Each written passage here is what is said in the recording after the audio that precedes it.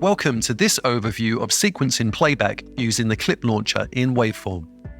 If you haven't already watched it, check out part 1 for an overview of the playback features.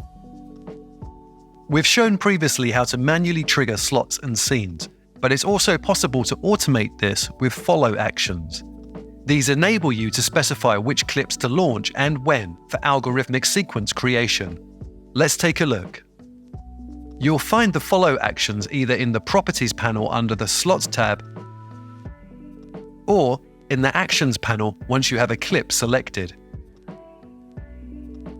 The first property determines if the action should be performed after a duration of beats or a number of loops have been played.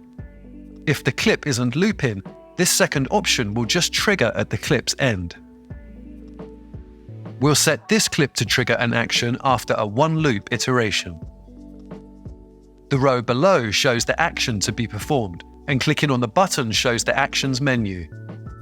At the top, you can see we have Stop, Return to Arrangement, and Play Again. These enable you to automatically stop a clip, play back the arranger track, or start the clip from the beginning. Next, we have the clip navigation list in various scopes. Let's take a look at the track scope first. The track scope means all launcher clips on the track are considered for the action.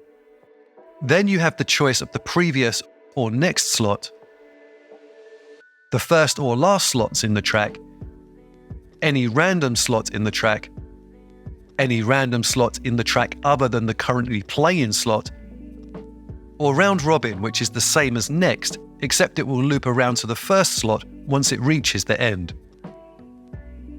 You can also set follow actions for multiple clips at a time by selecting them all. Let's set each of these clips to play the next slot after a one-loop iteration.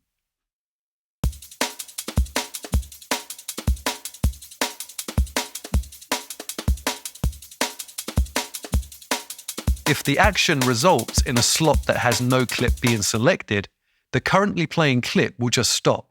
You could see that after that last clip was played, it just stopped. To loop back around to the first clip, select Round Robin.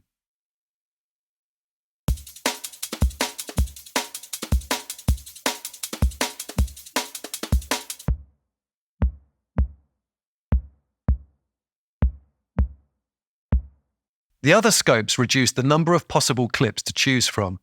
A group is any number of consecutive clips in the track. Changing the action to Group Round Robin for all of these clips will mean starting playback in any of them will just loop round the clips in that group.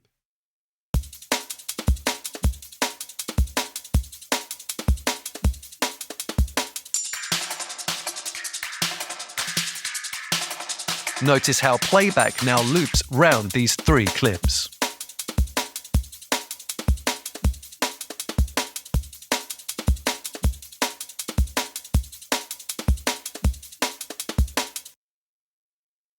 You can see now how other group scopes work.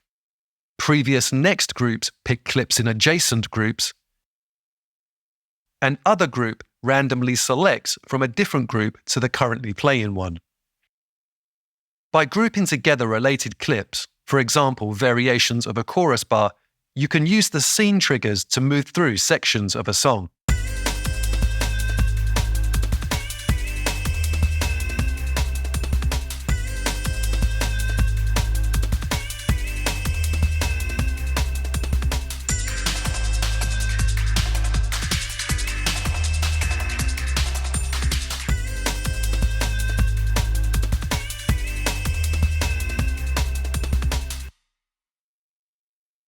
As you might have noticed, all the actions selected so far have a slider next to them that currently reads 100%. This is because a clip can have multiple actions assigned to it. You can add an action using the Add Action button. Now, adjusting the slider will change the probability that the action will be triggered. All the probabilities for actions will always add up to 100%. So changing one's probability will also change the others. If you want to remove an action, press the Delete Trash Can button. By using different actions with different probabilities, you can set up interesting musical progressions. For example, we can set up a random walk by setting the last 3 clips to have a 70% chance of performing the round robin action and a 30% chance of the previous action.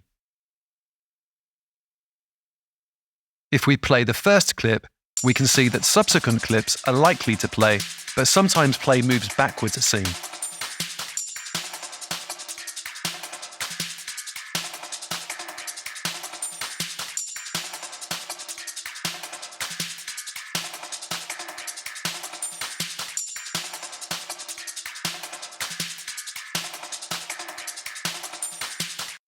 And finally, these clip changes can be recorded to the arranger using the global record button as we saw previously.